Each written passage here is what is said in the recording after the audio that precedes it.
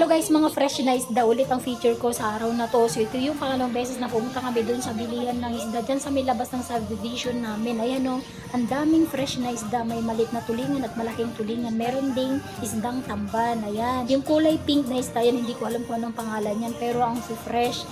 Magkano dalagang bukid kuya? 280 daw isang kilo yung dalagang bukid. Ang fresh, di ba? Ang laman pa niyan. Tapos yan yung nakaraan na Dito po magkano kilo? 300 ma'am. Yan naman ang binili ko ngayon, isdang espada, ayan o, isang buo. So, 300 daw ang isang kilo, kaya isang piraso lang yung binili ko. Tapos, yung isang piraso na yun ay umabot ng 148 pesos. So, okay na yun. Ngayon, carrot fish nga yun. Magkano kilo dito? 200 po, ma'am. 200 na ngayon. Sa araw, 150 lang. Ito, maliliit na hipon. Magkano po? 250. 250 ang kilo ng maliliit na hipon. Bumili din ako na worth 150 pesos. 250, 240, Ano yung dato? Labahita? Magkano kilo nito kuya? 100 kaso. Anong luto pwede dito?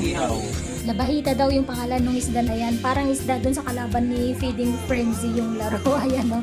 So, hindi ako bumili na. Sa susunod na lang siguro. Thank you guys for watching. God bless everyone. Bye!